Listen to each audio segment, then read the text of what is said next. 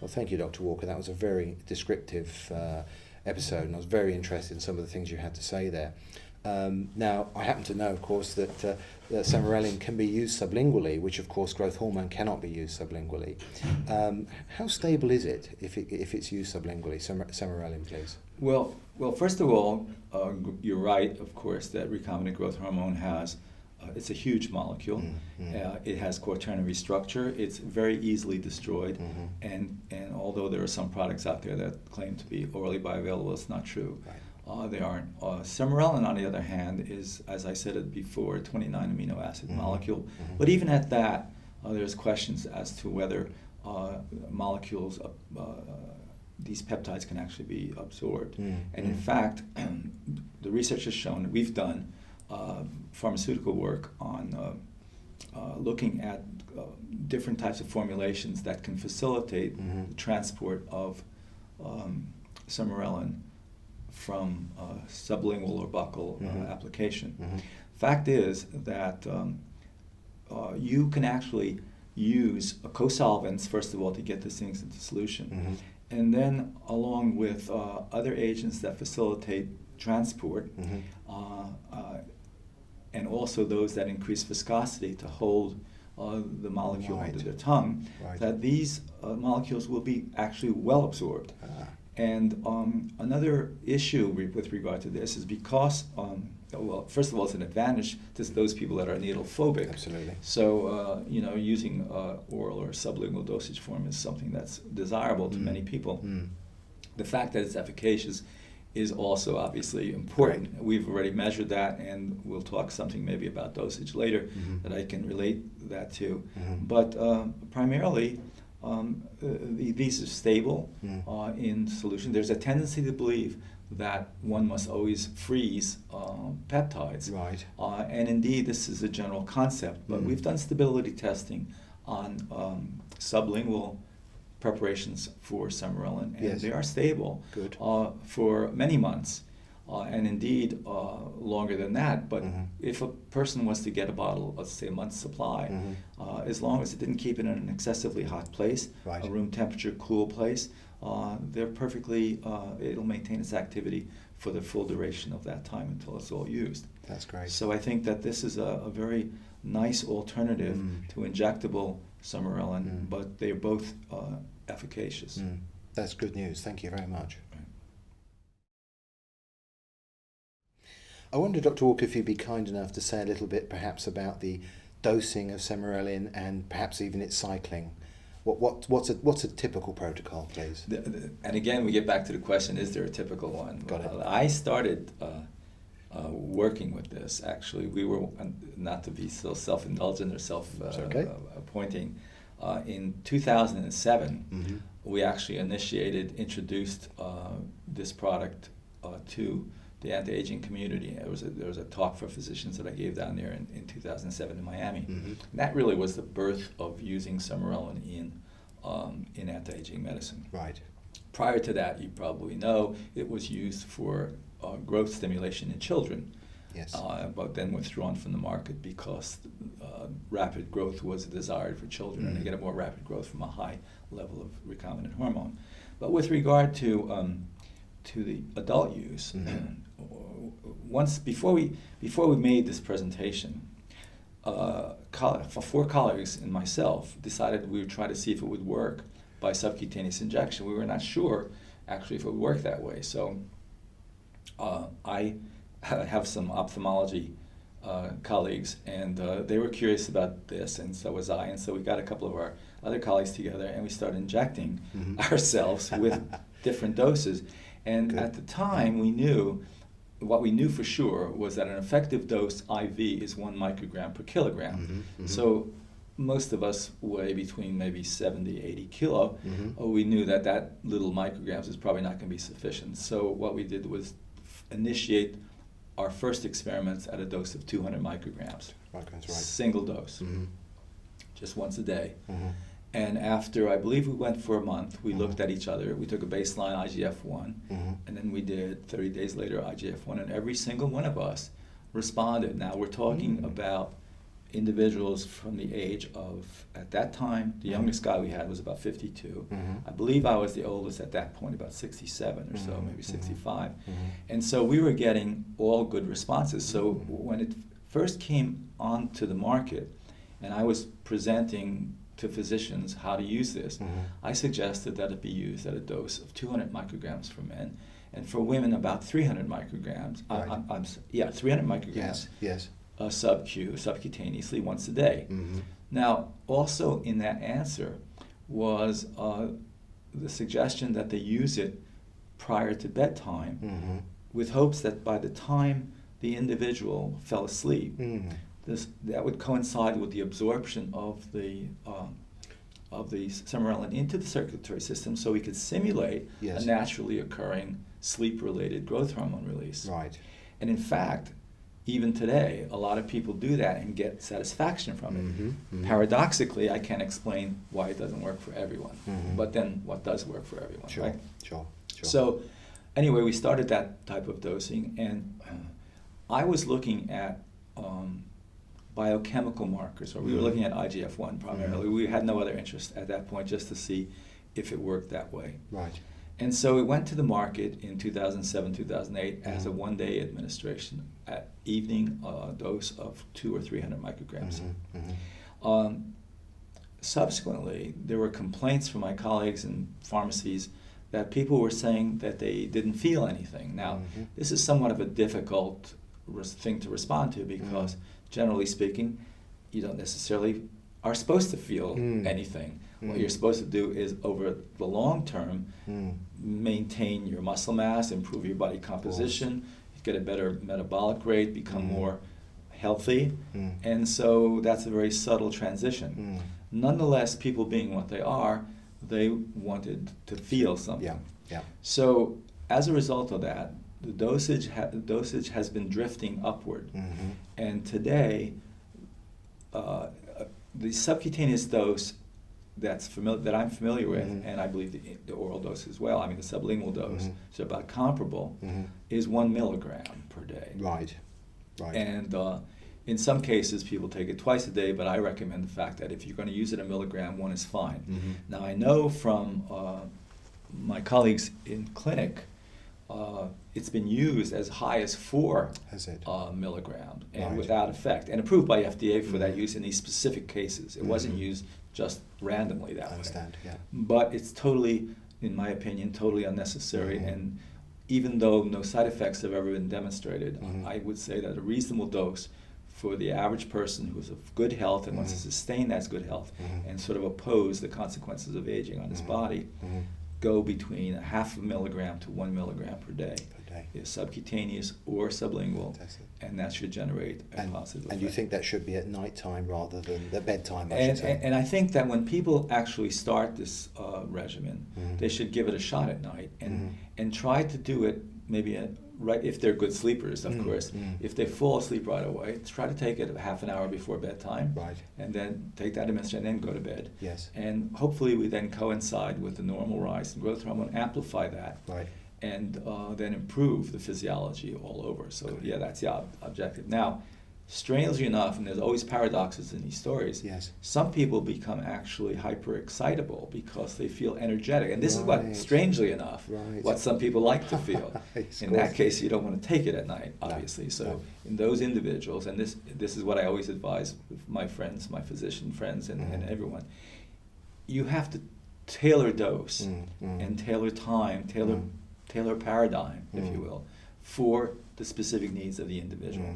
So what I've given you really is sort of a general background of what to do. I appreciate that. But once we find a person is responding, or if not, then you keep experimenting to see what is the best time and what's the best dose. But to reiterate then, between 0.5 milligram per day, first at night. If that doesn't work, then first in the morning. Got it. Thank you. That's very useful. Thank you very much. Good.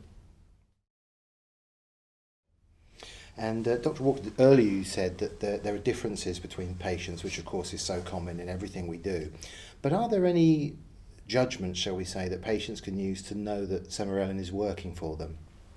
Well, let me say that there are some people who actually feel the effect. As I said, Mm-hmm. sometimes the individuals become feeling stimulated, which is not really a common thing, but that does happen. But what's important, I think, to demonstrate, at least to a person through Mm-hmm. others' experience, Mm-hmm. that Sermorelin works, is that there's a big literature on this. It's not something that we have an anecdotal information base. Mm. For example, many peer-reviewed journals report the beneficial effects of Sermorelin, or as an analog of growth hormone-releasing hormone, Mm-hmm. being administered to middle-aged and elderly people.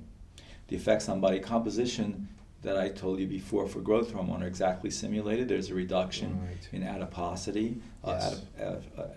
central fat mass is Yes. lost. Yes. There's a definite increase in muscle mass. Mm-hmm. And actually individuals can do this and measure it on themselves with Mhm. these scales, these impedance scales. Right. There's an increase in body water, so there should be a plumping of the skin. Mhm. Not a dramatic, demonstrable change, Mhm. but in some cases there could be. Mhm. Okay, so these body compositional changes then are associated with alterations in biochemistry. We Mhm. see, as I said before, increases in IGF-1. These things occur and can be measured and have been measured and reported Mhm. in older people as well as in younger people. And also, you can actually look at acute and chronic levels of growth hormone in the circulation. Right. So if one were to provoke release of growth hormone and one had been taking Sermorelin for a while, Mhm. then one would see a bigger rise in growth hormone than if one hadn't. Right. And if one looked at the area under the curve for the full day Mhm. of time, you would see that the mean levels were elevated. Right. Okay, so we have biochemical measures, we have anatomical measures, Mhm. we have physiological measures. As I Mhm. say, there is. This is not something an individual could do for themselves, of Right. course, but in laboratory we can actually look at the episodes by drawing blood at for over a 24-hour period. Yes. And what you see is that before taking Sermorelin, there is a randomness of the episodes Mhm. that is reduced upon administration of Sermorelin for a month or more. Mhm. Now, the champion of this technique is Johannes Veldhuis at the University of Virginia, Right. who's created a measure called approximate entropy. Mhm. And what that means is the spikes that occur in the absence of stimulus Mhm. are somewhat random. Mhm. And when you graph that, you get these high bars showing that entropy is Mhm. significant. Mhm. After taking the Sermorelin for a while, Mhm. entropy reduces so that the orderliness of episodes becomes greater. Now, the meaning of that is that the feedback relationships that control this release are being helped. Mhm. So therefore, you have this kind of then physiological improvement of the body, a more youthful physiology. Right. Right. And the last thing to make it relevant is, well, what does it do for me? Mhm. Well, we have looked, not we alone, but the literature shows, and I have measured these things too, that when you give Sermorelin to older people who are somewhat compromised in their ability to perform, Yes. you can improve their performance. Now, there's a very good classical study showing that menopausal women Mhm. who were somewhat deficient in their ability to perform tasks Mhm. improved in them. One of the tasks was a very simple one, Mhm. walking upstairs. How Right. long does it take you to walk upstairs? Mhm. Well, there was a significant reduction in time needed to walk up this flight of stairs after a period of taking Sermorelin. The same was true in a very simple test that was done, walking 30 meters. How fast does it take for her to walk 30 meters? After a month or two of treatment with Sermorelin, she could walk it faster. Mhm. So we have a body compositional change that actually correlates with a Yeah. performance change, Yeah. and an internal physiological improvement that enhances the whole thing. Got it. So in that sense, the patient, if he can't feel all of these effects, should feel comforted in knowing that they have been measured. Yes. They are available in the literature and Yes. can actually be found on Google by Okay. anyone interested in Absolutely. reading it. That's great. Thank you very much. And I think that for the serious people out there who really are now going to be very interested in looking into Sermorelin as their supplement of choice for growth hormone, is there anything they can do in addition, please, Dr. Walker, that would make that synergistic, that the combination would work more effectively? Well, one of the things that is somewhat striking that has affected the development, actually the commercial development of Sermorelin, Mm-hmm. was that for the user, for the parents of the children that didn't grow fast enough, Right. It didn't give them the results that they want in terms of time. Mm-hmm. Now, if they were patient and would have waited long enough, Mm-hmm. they would have seen that the kids would have grown more than Mm-hmm. they did if they took recombinant growth hormone. Mm-hmm. But the important issue with that is that for even adults that are taking Sermorelin, Mm-hmm. they're going to see modest effects, although the longer they take it, the more the effects are going to be seen. Right. Now, I must say that if you take Sermorelin by itself and sit and watch television, Mm-hmm. the modest effects are even going to be more modest than they Mhm. would be Mhm. than if you exercised. Mm-hmm. Exercise is, and this has also been recorded in peer-reviewed papers, Mm-hmm. that exercise needed the body to receive that hormone stimuli Mm-hmm. is enhanced when you make it do that. Right. When you do aerobics or even weight exercise is Mhm. better, or not better, they're both good. Mm-hmm. But in terms of seeing more lean body mass and reduction in fat, Mm-hmm. then you should use it with at least a modest program of exercise. Mm-hmm. Mm-hmm. Pharmacologically, there's another way to do it as well. Mm-hmm. Sermorelin, which represents growth hormone releasing hormone, is Mhm. the primary stimulus of the somatotroph, the cell that produces growth hormone, to initiate the cascade, intracellular cascade of production of the hormone. Right. It does that through a mechanism that is intended or primary for that purpose. And it will do it in the absence of anything else. Mm-hmm. But there's another molecule in the body that is not a primary stimulus of the somatotroph, but it is a amplifying stimulus, Mm-hmm. and it's called ghrelin. Mhm. And that molecule was actually first discovered by the Japanese in 1999 at one of our conferences. It was announced, Mhm. and to be located in the stomach. Well, since then, ghrelin has been found to affect many things, one of which is the pituitary gland. It in fact has a specific binding site different from GHRH, Mhm. different from Sermorelin, Mm-hmm. working through a different second messenger, protein kinase, Mhm. that protein kinase C, different from cyclic AMP, which is the one that works for GHRH. Mm-hmm. But its amplification of the primary signal is significant. So that if it were to be used, for example, in conjunction with Sermorelin, Mm-hmm. and you were using a 1 milligram dose of Sermorelin, Mhm. you could actually titrate the dose downward Mm. because of the amplifying effect of, Right. of the ghrelin. Yes. Now, you say, is ghrelin available? Well, it's not. Mm-hmm.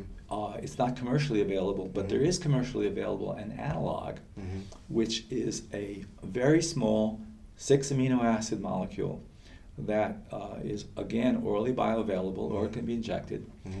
And it is an amplifying agent, and it's called GHRP. Mm-hmm. And GHRP stands for growth hormone releasing peptide. Right. And the reason that it had that name is that these molecules were discovered before growth hormone releasing hormone was actually Mhm. discovered. So they were trying to synthesize GHRH as a means for understanding how the pituitary worked Mm-hmm. before Guillemin ever discovered GHR. I see. I should leave Shally out. Guillemin and Shally also Yes. was involved.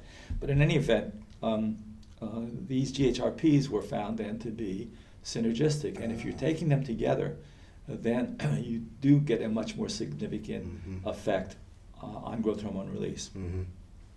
This can be shown actually by provocative testing. Mm-hmm.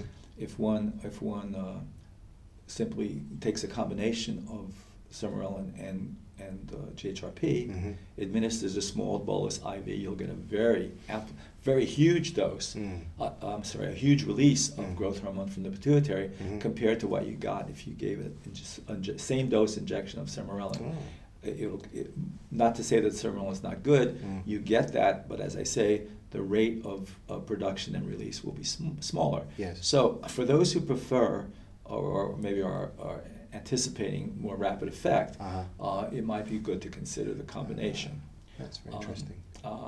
So I think I actually use this myself. I don't take the GHRP at this time because I prefer, based on my history, to use what I've been using, and that is a daily dose.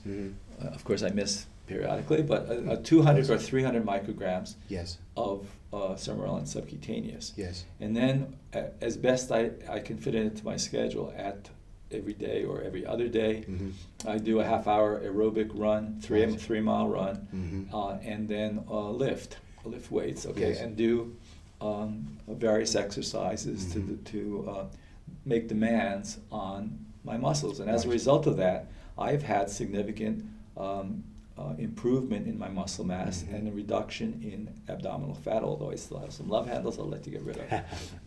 But at 73, I still can run and perform, I think, fairly well for my age, and I go skiing. And so I think I can't say that's all genetics. I think I have helped myself by using this hormone administration, this hormone replacement. I believe in it.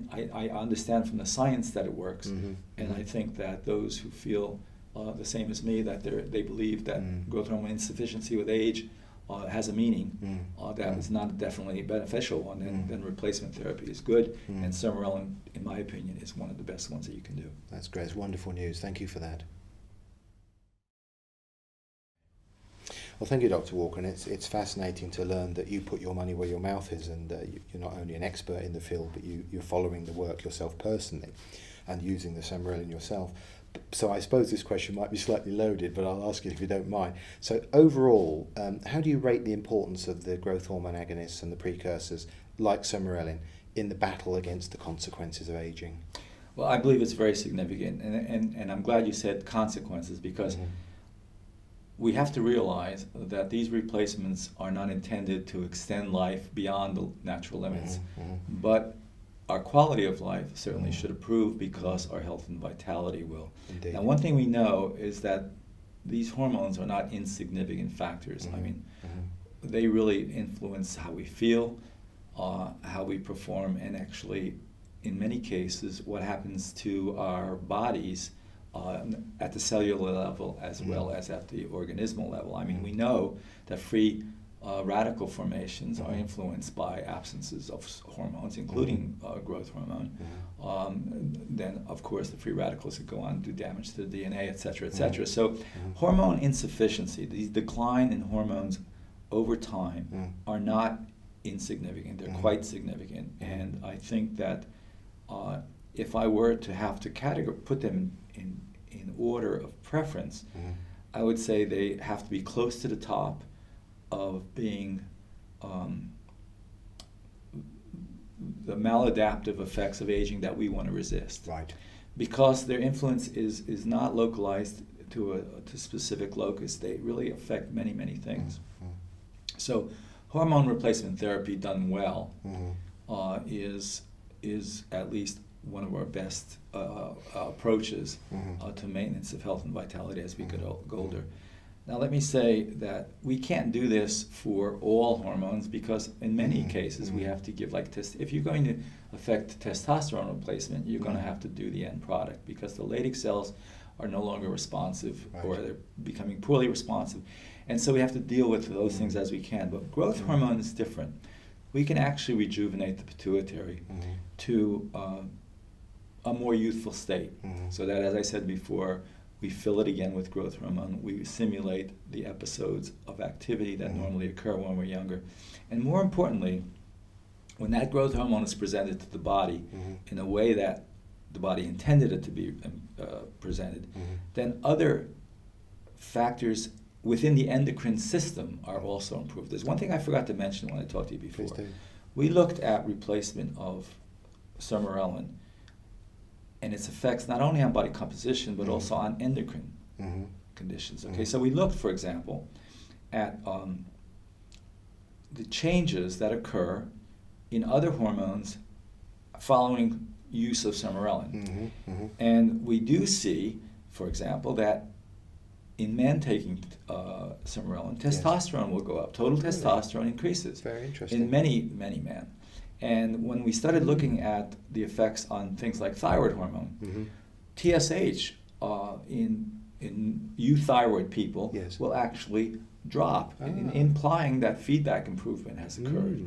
And when we look at the levels of T3 to T4, T3 goes up, showing that there's an enhanced deiodination of the T4 to the active hormone. So there's a positive effect also on thyroid. And interestingly enough, when you look at hypothyroid individuals, those on synthroid or levothyroxine replacement, yes, you get the same kind of effect. Right. So that the feedback phenomenon is actually activated in ancillary axes, not only in the growth hormone axis. So I feel that by using these analogs of naturally occurring neurohormones, such as sermorelin, and perhaps also such as GHRP, GHRP2 or GHRP6, I prefer GHRP2, but nonetheless, if you use those and simulate what normally happens in youth, then you will get the greatest benefit and have the most power in opposing and reducing the maladaptive effects of aging, so that we can enjoy a longer and happier life. That's fantastic. Well, I'll tell you what, you certainly convinced me to add Sermorelin to my own personal program. Thank you, I hope Doctor. you feel better. Thank you. Well, I would encourage anybody who's interested in what I think is a fascinating subject that you've broached today to Google your name, Dr. Richard Walker, in the PubMed, and I think they'll find a lot of fascinating research, a lot of detail that obviously we can't cover here in a 30-minute interview. But I would like to thank you, Dr. Walker, for taking some time out of your valuable time to be with us today and discuss this fascinating subject. Well, thank you. I'm very happy for people to look at the work that I've published, but I also would encourage them to also look at the literature in that area, because it is extensive and it does confirm the things I've just told you. Indeed. That other people have looked at this and other people have found comparable results. I think it's very valuable for those wanting to keep their health and vitality as they get older to consider using sermorelin. Wonderful. Dr. Walker, I hope you enjoy the rest of your time in the UK. Thank you. Thank you very much. Bye-bye.